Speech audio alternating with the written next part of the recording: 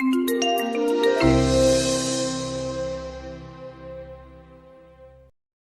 right, well, thank you so much. So I am here because I wrote a book, and as you can see from the title, it's about the end of the world, what might cause it and how we can actually prevent it. So more than 2 years of reporting and writing about total global human extinction, fire and blood, Armageddon, apocalypse, just very, very cheerful stuff. But I want to ask you all first, so what worries you the most about this subject? I don't mean small worries like how your company's doing, how the country's doing. I want to know the big ones, the end times threats. Yeah. So. I'm very concerned that I won't be here to observe it. Okay, there you go. That's the first one. Yeah. So I will ask you. So I'm going to run through a list of the book, the list of the threats out here for existential threats, and that's academic language or things that could end the world, or in the definition I have from the Future of Life Institute, things that could kill so many people it would leave civilization totally incapable of recovering. So I just want to raise your hands if you worry about these risks. I'll list them. And you can feel free to raise your hand multiple times because you can be worried about more than one. That's why I put them all in the books. So first, asteroids. Oh, okay, a few. Super-volcanoes. Big volcanoes, okay, great. Nuclear war. You guys are smarter than most crowds. Most people do that. Climate change. Okay, great. Pandemics. All right. Biotechnology, bioengineered viruses. See, that's good. Artificial intelligence. Oh, see, that's somehow not surprising. I don't know why. That's not super surprising with this crowd. And lastly, aliens. Okay, I see a few. All right, great. Thank you. That's just 8. I mean, there are definitely more things like gamma rays, high-energy physics experiments, but I focus on these 8 because they're really the ones that seem most dangerous, most salient to me. And because my book, at least at the start, was supposed to be a brief guide to the end of the world, though if you see over there, it's kind of grown in the telling, which is not unusual. Now here's the unfortunate reality. Our species, all of us human beings, are in greater existential peril now than we've ever been over the 200,000 or so years that we've existed on this planet. And tomorrow, that peril is going to grow a little more. And then the next day, it's going to grow a little more. And so on, sort of adding up until each day becomes like pulling a trigger in a game of Russian roulette. Eventually you're going to lose. Now, before I began this book, I spent years as a journalist reporting around the world on infectious disease outbreaks, on high-wire geopolitics, on climate change, most of all. And you can see a couple cover stories I wrote back during my days with Time magazine here. Pandemics, bees. That bees one was actually the most popular one I ever did. People were really into honeybees. I didn't know at the time that I was reporting on the end of the world. And I can tell you with absolute certainty that there was a time when this left me despondent, hopeless, deeply insecure about the future, which, given the state of the world today, meant I was just really a little bit ahead of schedule of everyone else. So I assumed when I started this book in 2017 that what I would learn would really only confirm that feeling of despair. I just listed 8 ways the world could end, and that's just really scratching the surface. But one of the great things about actually working on a book, actually getting out there and reporting, is that you learn things you didn't expect. That's why we writers do it. And while I was working on this book, a couple things happened. So this is, my wife and I had a kid. His name is Ronan. He's here with his favorite reading material. He loves The New Yorker, just mostly Anthony Lane, really, more than anything else. He's a little more than 2 years old now, and he's great. I mean, I left him this morning with the babysitter, and he was crying, and it was very, very sad. And I saw him, he looked at me with his eyes, and all these questions I had about the future of the planet and humanity that had seemed kind of theoretical before really became real to me. And I always say, you don't have to have children or think people should have children to care about the future, to feel you have a stake in the world, just to be clear. That just happened to be the case for me, and it also happened to be that these 2 things happened simultaneously. But in the past, where I might have instinctively looked for doom as a reporter, now I was really determined to look for hope. And it was that attitude I took with me when I began working on end times. And I found people out there in this field who were making a difference. So I visited with astronomers who work all night on mountaintop observatories, keeping a vigil for near-Earth objects. I met volcanologists who were trying to warn the world about the underappreciated threat that's lying beneath our feet. I met men like Daniel Ellsberg, the peace activist who leaked the Pentagon Papers and also tried to leak the US government's just appalling Cold War nuclear plans. And women like Beatrice Finn, the nuclear abolitionist who shared the 2017 Nobel Peace Prize. I met climate activists and epidemiologists and scientists all trying to control powerful emerging technologies like gene editing, people trying to develop artificial intelligence in a safe and ethical way. and even those who hope to create global memorials that might keep some record of human existence if the worst really did come. I met people who were trying to save the world. They were all motivated by a version of something Daniel Ellsberg told me when I interviewed him. This is Daniel. Each of us knows, at least most of the time, that we are mortal individuals, that our friends and family are mortal. What we should know is that our species is mortal as well. We've achieved the capacity to exterminate ourselves. And I've been using my life the best I can to stop that, because I think it's worth it. Civilization, with all its ills, is worth struggling to preserve. That motivated me. I think it should motivate all of us. So this could seem like a message of doom, this book, but I really hope it's ultimately a message of hope. But for that hope to be real, it helps to understand the risks we face. So you have natural existential risks like asteroids and supervolcanoes. They've always existed throughout the Earth's history. And if you were as obsessed with dinosaurs as I was when you were a kid, you'll remember that they wiped out the life on this planet before. 5 times, in fact. Great extinction waves that saw the Earth nearly sterilized of life. Most recently, 66 million years ago, when a 6-mile-wide asteroid slammed into what is now the shallows of the Gulf of Mexico and eradicated the dinosaurs. You can think of those as the background risks. They've always been with us. They're always going to be with us. But these kind of catastrophes are very, very, very infrequent. One expert's estimate is that there's only a 0.02% chance that we'll go extinct from natural causes over the course of the century. Not zero, and human beings have a tendency to really conflate very low probability with zero probability, but not very high. The reason we're really in greater existential peril than ever before, and the reason why that grows every year, is us. It's the things we make, it's technology. We may indeed be the architects of our own demise, which I admit is a strange thing to say when you're in the New York offices of the greatest technology company in the world, but it is true. What I can tell you with certainty is that technology is not so much a thing as a force, and it stands to profoundly change the world we live in ways we can't really even begin to understand or predict. We worry about issues like screen time and data privacy, and they're all very important, but when I think about technology, I think about what's really dangerous. Nuclear weapons, the ability to edit the very code of life, artificial intelligence. These are human inventions, and they can do great good, and they can do great ill. Our challenge is to figure out which is which, and it's going to be people like you who are going to help decide that. So let's go over that list again. First, we have nuclear war. While reporting end times, I traveled here. This is Trinity Site. It's a patch in the desert in New Mexico where on July 16, 1945, at 5:30 a.m. local time, the first atomic bomb was tested. And that bomb changed everything. Obviously for World War II, first and foremost, but really for our entire future as a species. Trinity was the dawn of human-made existential risk. Before that moment, if our species was going to go extinct like so many before, it would have been nature that did us in. The planet, something above us. But after Trinity, it could be us. We had the power to destroy ourselves.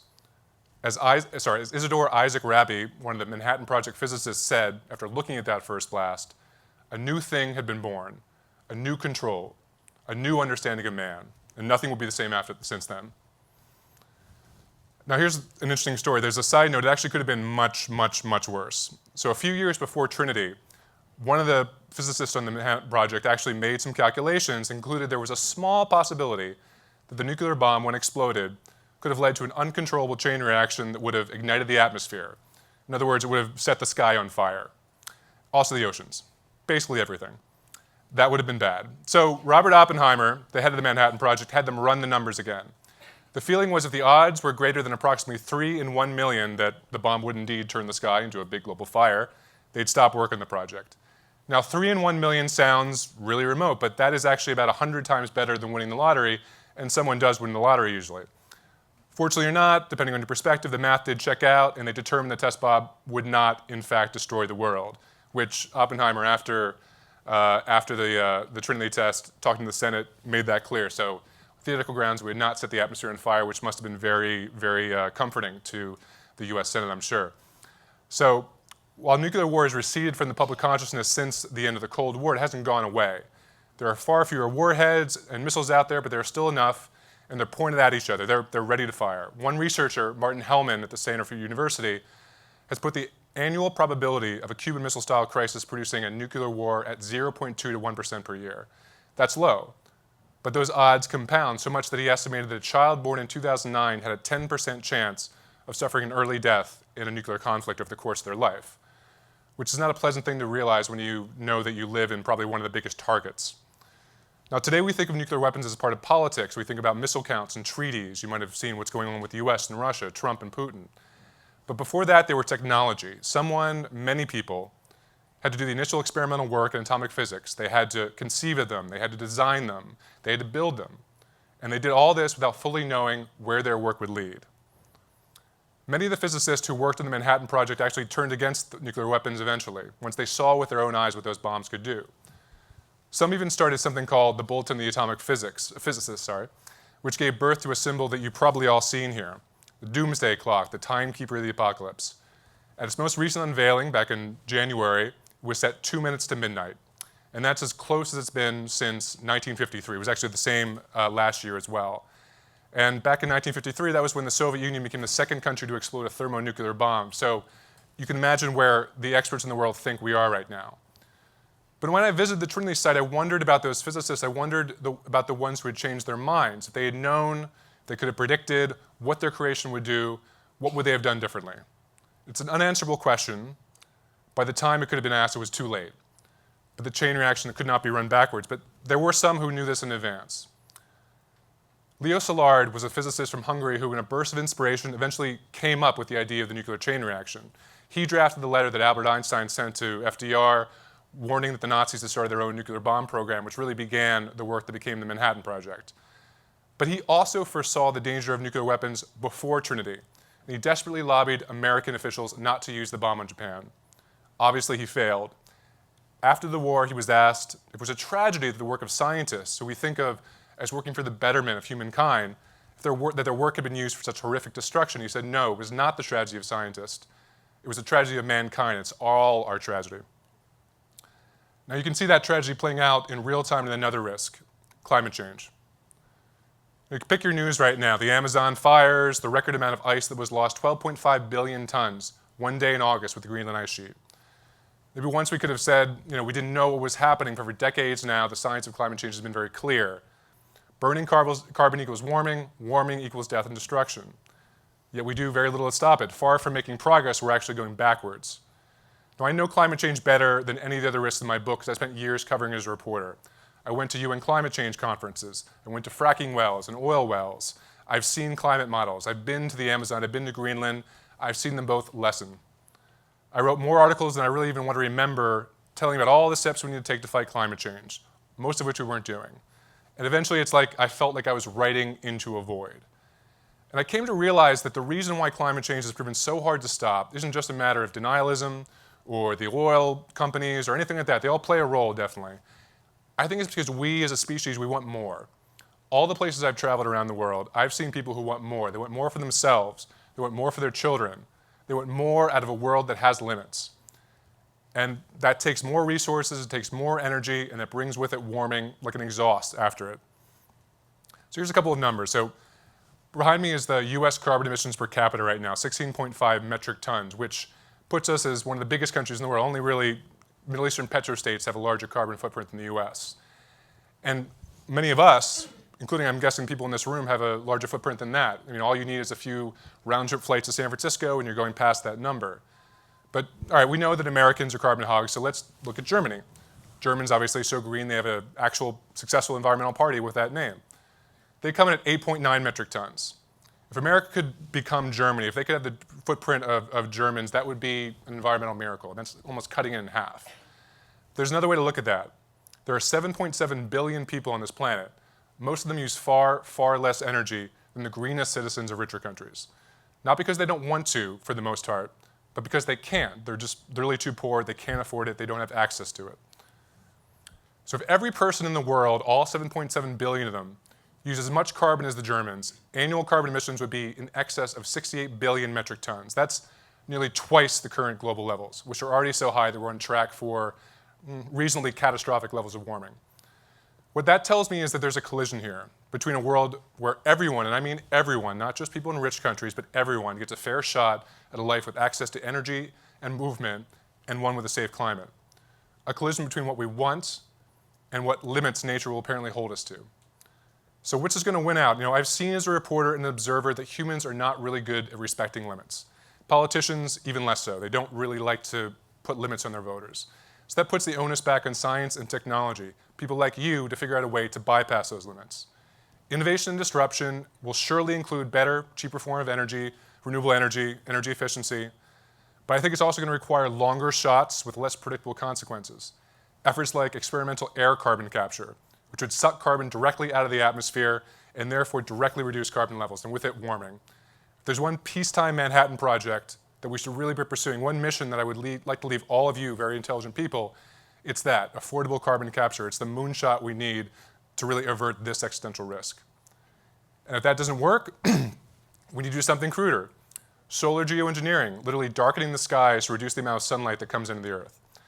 It's an idea that comes ironically from another existential risk, from volcanoes. When big volcanoes blow, they throw debris and sulfur into the atmosphere. That has the effect of blocking out the sky, dimming it, cooling the Earth. So we know it works. We know from experience based off eruption this actually does, this is effective. What we don't know is how predictable it is or controllable. So that puts us like those physicists back at Trinity Site in 1945, wondering if their calculations might have been a bit off and the sky was about to catch fire. We'd be stepping into the unknown, perhaps disarming one existential risk by introducing another. The best we can hope for, the message that I hope you take away from this talk, is that we need to be careful in developing these technologies, but we also need to face our threats head on and not pretend that we can just wish them away. That's because if nuclear war was the technological threat of the past, climate change is the threat of the present. What's about to come, it's going to be even more challenging. So biotechnology tools like gene editing offer us the ability to fundamentally rewrite the code of life. AI could allow us, if you believe the people who are truly optimistic about it, could eventually do anything we want. Each, I think, is capable of destroying the world. Biotech is going to allow researchers to engineer pathogens deadlier and more contagious than anything found in nature. The risk this could be misused for bioweapons and bioterrorism is obvious. It's why the Director of National Intelligence made CRISPR a potential weapon of mass destruction. But scientists are already carrying out work in labs amplifying viruses like the H5N1 avian flu, all in an effort to predict how they might evolve in the wild, which is great. But should one of those viruses escape, you have a horror movie on your hands, something far worse than anything nature could cook up. As for AI, if you're attending this talk, I think you know more about this, I'll be honest, than I do. One of the good things about being a journalist is that it's okay to admit when you don't know something, and I don't know whether true artificial general intelligence will one day be possible, and if it does, whether it actually poses an existential risk. But I do know that AI develops, if we integrate it into how we live and work, the risk will proliferate. Maybe not existential, but certainly potentially bad. It can be used to destabilize our sense of truth. It could speed the pace of warfare. Really, it's integrated into our militaries, and that's enough to frighten me. Both nuclear war and climate change already established existential threats, ones we can barely control now. Biotech and AI are still lingering on the horizon. So that means we can take steps now to regulate and control the growth that will make a significant difference in the risk we'll face ahead. There's still time to manage how these technologies are going to develop and keep that genie in the bottle, which is not to say it's going to be easy. Both of these technologies are an example of dual use, which means they have the same tools can be used for good or for ill, and it can be kind of hard to distinguish between the two. Gene editing might create a cure for a terminal disease. It could also be used to engineer a terrible virus. The same skills that could create AI that could be used in medicine or for energy efficiency could also be used to create terrible weapons. We don't know which is which often until it's too late. So there's a concept in technology studies called the Coleridge dilemma. It's named after a British academic named David Coleridge, and it's one of the most fascinating things I found while I was working on this book. It goes this way: if you have the most power to control an emerging technology in its earliest stages, but that's the point when you don't know the full impacts of the technology, because that doesn't come out until it's widely adopted. But when it's widely adopted, then a technology becomes entrenched, that much harder to control. So you can think of something like social media. It would have been very easy to regulate social media in the early days before it was entrenched, and it would have been difficult, if not impossible at that point, to foresee what effects it was going to have. At the same time, regulating technology like social media, once it's become entrenched, as we know now, very, very difficult. All you gotta do is look on the internet to see how hard it is. That's where we find ourselves with biotech and AI. They're not quite entrenched, which means they're still controllable. Because we don't yet know whether they're developed, it's not clear how they should be controlled. We could, of course, wait to see what happens, which is our default when it comes to tech, I think. But when it comes to existential risk, we don't really have the luxury of getting it wrong, because there's no trial and error with the end of the world. So all we can try to do is proceed with awareness, try to be conscious of the responsibility that we bear, especially those working in technology. At the same time, we can't just stop progress, can't just put a halt to it, because without it, we're not going to be able to live in a world with 7.7 billion people. We need to strike a balance, and to do so without the benefit of a scale. Nick Bostrom at the Future of Humanity Institute at Oxford University is the Dean of Existential Experts, and he has an analogy that I think kind of wraps this up, really helps us understand where we find ourselves. So he asks readers to imagine a rocket on a launch pad. On the launch pad, it's standing there, the engines are off, it's sustainable, it's just still. But it's also ultimately vulnerable. It could be destroyed by wind or weather, it could just be destroyed in an accident. It's also sustainable once it's in space, where it's traveling through, weightlessly and endlessly. But when the rocket's in the air, it's inherently unsustainable. If it reduces its speed and cuts its fuel use, which means it gets more time in the air, it will still eventually run out of fuel and crash. The only way to a safe state, in his view, is to burn more fuel until the rocket can escape Earth's gravitational pull and enter space. That means accepting risk. The accelerating rocket will burn fuel faster than it would at a slower speed, but it can't reach escape velocity. It will crash sooner. It might even explode in midair if pushed too hard, but acceleration, as safely as we can manage it, knowing that we may not be able to manage it safely at all, is the only path forward. We're the rocket here. The very advances that might protect us from one set of risks make us more vulnerable to others. There's no perfectly safe path, and things will almost certainly get more dangerous before they become safer, but I have to believe we can chart the right path for humanity. Because I have a stake in the future, you have a stake in that future, we all have a stake in that future. So thank you very much. So I think we're open to questions now? Let me start with the first one. Sure. You talk about existential risks. Do you have any examples where we have done a adequate job at mitigating any of those risks in the past? I'd say Asteroids is probably the one that we've done the best on. Starting in the 1990s, you had the Space Guard program that actually was able to track and measure and find and locate large asteroids. Those are about larger than 140 meters. Those are the ones that are particularly dangerous. You get bigger than that, that's when you get looking at damaging a civilization or a continent. We also actually managed theoretical ways to deflect one if we do have one coming our way. So that's very useful. So that's one thing I think, and that it's interesting because that wasn't something we were aware of, I think, really until then. And a few things happened. We saw, if you remember, in the early 90s, there was a comet that actually hit Jupiter, and astronomers were able to see that happen, and that really drove home that the cosmos are dangerous.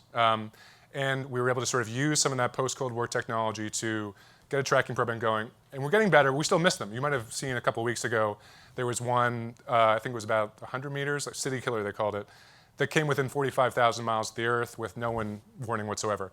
There's a lot more small asteroids out there. They operate on a power law, obviously. And so we're still missing those. We could do additional steps there, but at least that's one thing where we have taken, we've taken the steps, and unlike humanity throughout this entire history, we've actually been able to reduce that risk. That's pretty rare, though. Could you give your best ballpark estimate, even if it's a wide range, for like when you think the world might end and what it might be that does us in? Yeah. Will humanity, like, will humans be here if the world is actually like? Well, the world is going to be fine. Like, barring some, I don't know, you'd have, barring some impact event that was so vast it literally sterilized all life on Earth. Life will pass. Human beings, this century is going to be tough because I think we're in a situation now where we're like kids with new toys. All these things we can do, we're getting more powerful. Technology moves fast, wisdom doesn't really catch up. So this century, if we can get through the 21st century, then I think we'll be on better footing. Obviously if we can't, we're gone. In terms of what's most likely to get us, I think biotechnology is the one that worries me the most. Obviously, if the world's going to end today, right now as I'm talking, it's probably going to be a nuclear strike, most likely by accident. That's a real risk. That happened multiple times. It almost happened during the Cold War, and it could still happen now. So that's one thing. But looking forward to a risk that's going to grow over time, biology is very powerful, and it's getting easier and easier to do. I sort of liken it to computer programming. If back in the 70s, I suppose, computer programming was slower. It took more resources. Fewer people could do it, which kind of limited what you were able to do. Biology, for a long time, was the same way, programming biology. Now it's getting faster and faster. People talk about synthetic biology as being able to engineer life, and more people can do it. The more people can do something, the more likely that someone will do something wrong, either accidentally or on purpose. And we know, based off nature, what happens when a disease gets out there. If you could create something that doesn't really respect the laws of evolution that can be both contagious and extremely virulent, that's very dangerous. That's what keeps me awake at night, I'd say. I've got a few short questions. Sure. How afraid should we be of solar flares? Do you talk about space debris and how that could mess up all of our satellites and ruin communications on Earth? And what do you have to say to people who think that we could colonize Mars? Those first two were kind of connected. There was the if you know solar flares, you know the Carrington event back in the 19th century, 1859, I think it was. Huge solar flare. Of course, it didn't really make much noise because we didn't really have telecommunications in 1859, so there was very little effect. If it happens now, that's a big difference. That could really cripple global communications. It could cripple the global grid. And then you have, I think, not necessarily an existential risk, but you have the risk of really widespread social collapse. So I didn't include it here because I tried to keep it to those level, but that is something that does worry me. Ditto with space debris again. I think both of those show how as we develop technologically, as we become more connected, a lot of benefits. Obviously, we're living through all of them right now here, but it creates new vulnerabilities, and that's another vulnerability. So again, you have a situation where 100 years ago wouldn't have made a difference. Now it could really be crippling. And then sorry, what was the last one? Can you just remind me? I don't want to put my own perspective on it, the people who want to go to Mars. Oh yeah, the Mars. I have a chapter on survival and sort of what to do after a catastrophe. And I know that obviously Elon Musk, Jeff Bezos, Musk is talking about Mars, Bezos is talking about space more generally. They do couch it in terms of like an existential risk refuge. It's going to be a long time before that can possibly be the case. Certainly, I don't think within the 21st century, which is not to say I don't think we should make that effort. Like we are going to have to expand over time. When I'm talking about needing to get more resources to continue to grow, space travel and spreading space is going to be a part of that, I think. But the idea that we could shelter ourselves on Mars if things go bad in Earth, we'd have to really fuck Earth really, really bad. Because Mars is already fucked up. I mean, it's going to take a lot to make Mars remotely a habitable place. If you want to do that, just do that on Earth. So I don't think it's very realistic as a sort of protection against existential risk. I think it's more, this is humanity's destiny. We should move in that direction. But we're going to need to manage these risks here on Earth first. Are there places on Earth that are better to survive? It depends on which one you're talking about, I guess. I mean, obviously, climate change, I'd like to live in Canada. I think that's going to be a good place. But no, I mean, I think it's going to depend. Honestly, like all risks, resources will help. Being in areas with some wealth will help. Seacoasts are going to be in trouble. Obviously, New York City is going to not be wiped off. It's not going to destroy New York, but it's going to add hugely to the costs of being active in New York City. And suddenly, a huge amount of our budget is going to go to managing that risk, and that means things we can't spend elsewhere. We can't spend it on healthcare, for instance. We can't spend it on research and development. So yeah, I think I can't say where to live. Maybe a mountaintop somewhere. Maybe New Zealand. Obviously, New Zealand's a great place to go to, though they've kind of shut that down. But all these risks are global, which means they're going to impact us all. There's not really any safe place. Sorry, go ahead. Hey, thanks for coming. For the biotech risk, is there or what are the most realistic ways that we could mitigate that? Can the CDC do something, or is it just, I think do we need people to stop using CRISPR? No, I don't think we need. No, and that's the trick, because if you stop using CRISPR, you're giving up a lot along the way. CRISPR is going to create.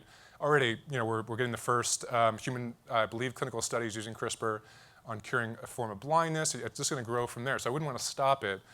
I think it just has to have a lot more effort has to go into trying to predict what these experiments will do. I use an example in the book. There's studies that are going on with H5N1 where they've done gain of function. That means you actually introduce mutations in the virus that makes it more contagious. And they're doing this to study how it will evolve in nature. And that makes sense. You want to know, is this virus actually going to be a threat? It's been around for 15 years or so. When I was working and living in Hong Kong, I had to travel around Southeast Asia, going to backyard chicken farms, writing about H5N1. It never became a pandemic. So they're doing this to try to predict that, but you then have created something that's worse than anything that existed in nature. So you do that, you better really be careful. You better be very safe. And I don't know if the calculations being made in terms of determining, is it worth it?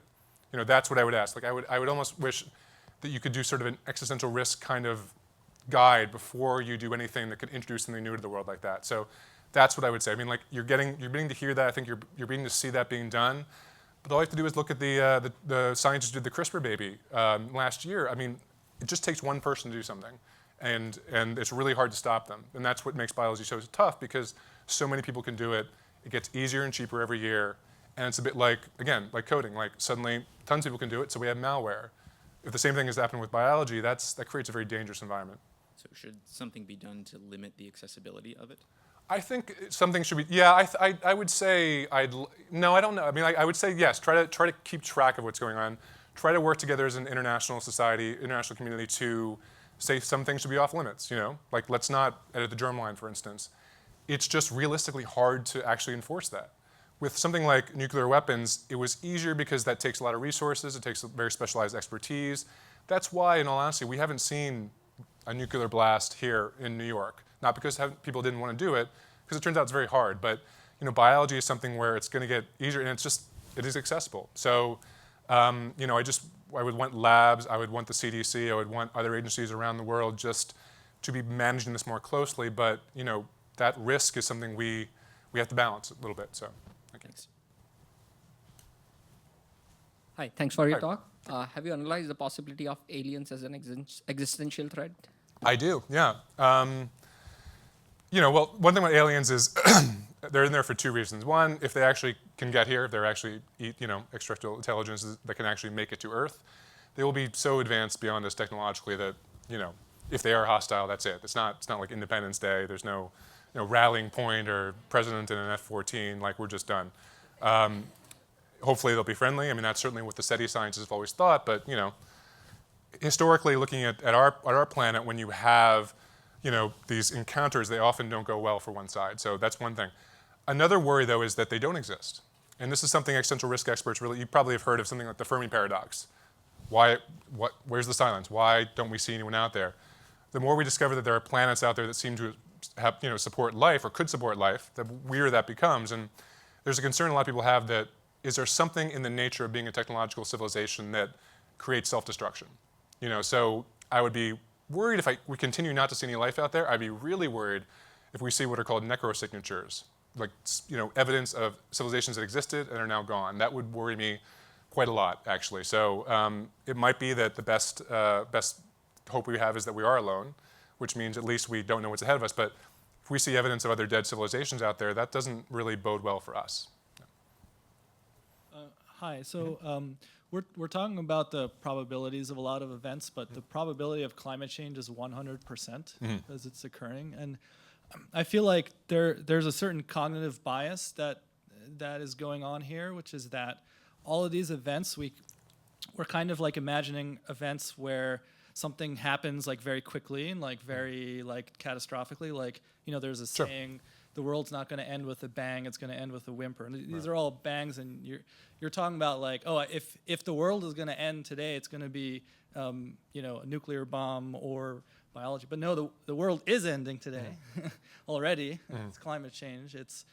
It's happening. So like we should like look at this cognitive bias of like slow versus fast sort of events. But like I guess my question then is, building on what you're talking about the inherent capacity for self-destructiveness of civilization. Also, Daniel Ellsberg saying we should fight for civilization because it's worth it. But like we're also, when we think about climate change and a lot of these problems, we need to think about fundamental change to our civilization. Like we don't actually want to keep our civilization. We want to change our civilization. We want a different civilization. Right. Really. So like what thought has been put into like, well, what does a long-term surviving civilization look like? We don't know what a long-term surviving civilization looks like, I think. I think going forward, what we're going to have is a mix of, look, here's the issue. Having reported on climate change for a number of years, I have a story in the book of going to the Copenhagen conference. This is back in 2009. There was a lot of hope then that we were really going to come together as a globe and make a difference. We're going to create a new global deal to succeed the Kyoto Protocol. President Obama had just taken office. I mean, it was a feeling of great hope. It didn't happen. It didn't. When push came to shove, politicians weren't really willing to push self-conceded limits on their populations. And I guess I know that we need to make changes. Maybe I'm just more cynical, not cynical, but skeptical about human beings, like as a whole, not just a few of us, not just the elect, but all of us making these kind of changes. Generally, we respond to extreme events, and that's probably what makes climate change so hard. We're seeing extreme events, obviously, but it's still hard to really work on that time frame. So, I put this climate change in there. It's different than all the other risks, right? All the other risks are bangs mostly, meaning they happen very quickly. Climate change is going to be something that will never be fixed, in my mind. Like, it will always be with us. It's like a lifestyle condition of industrial civilization. And I'm hoping we can find some radical changes that will obviate the need to make these hard political decisions that we just can't seem to do. That's why I talk about something like carbon capture. Like, if you could actually turn carbon dioxide into something that you deal with like you do with waste, that would sort of skip past those political challenges. And that doesn't mean it's going to work. These are just experimental ideas. They aren't there yet. But the idea that we're not really putting far more resources into that, the idea that we're not pouring money into figuring out how to solve that problem, because that would be sort of the closest thing to a silver bullet, while doing the political change necessary. Because the things attached to the politics around climate change are attached, I think, to other issues as well. I'm hopeful, and I see a younger generation that's willing to do different things, but it's a big world, and I don't know if we can count on that kind of change. So I'm hoping that we can create technological innovation that kind of sidesteps the need for it, ultimately. So, that's just how I've seen it. I know people are pushing hard for a different, Naomi Klein, you probably know, has a book coming out very soon, and she's made that case that we need to have a political revolution. That might be the case. It's just been tough seeing it on the ground for that to really come true. So that's kind of where. Good. So this is sort of a follow-up on the what you just finished talking about. So as a writer, right? So you write about climate change. But the question is, so even today, a lot of people do not believe it because there are other people and again, coming to the politics of it, there might be other interests, when people would write against it. And the same for any scenario, I don't know, take AI or, or nuclear war, for instance. Say during the Cold War time when the US thought that. And so I guess my question is, being someone who has written about climate change for a lot of times, and also having seen how people respond to it, but you still see that maybe half the population does not think that's a problem. What are the lessons learned?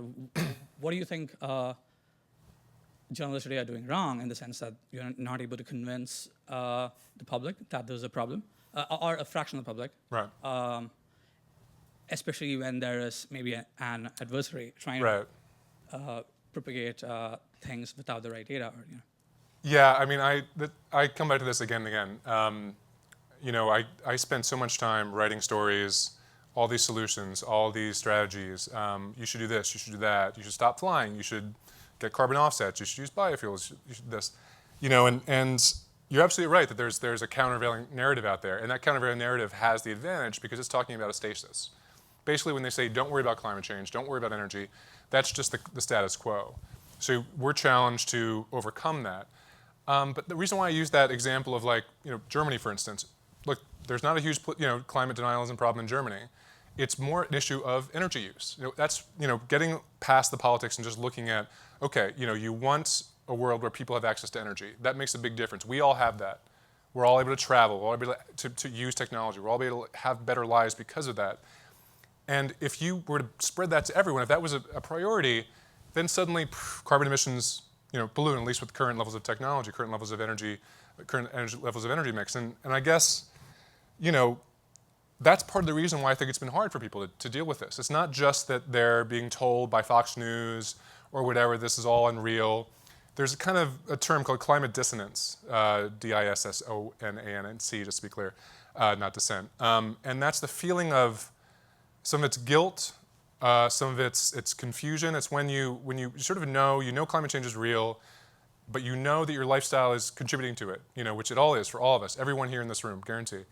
And so some people react to that by denying it, the same way I think a lot of us deny hard psychological facts and just prefer not to think about it.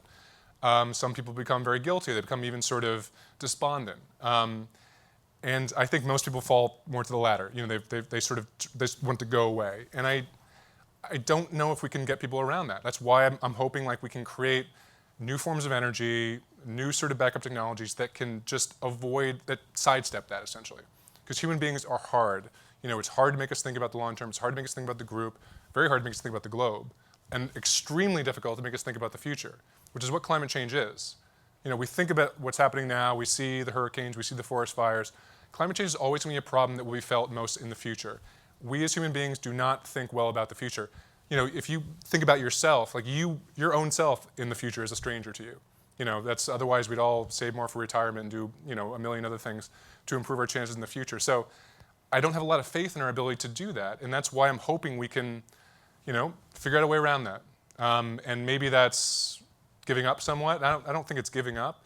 I think it's being more realistic, and it goes hand in hand with supporting politics, supporting the movements that will support this, also supporting the adaptation that will be needed to really survive this, because that's going to be a huge difference. It's not just what we do in terms of reducing carbon emissions. It's about how do we create a society that's more resilient to this risk and others.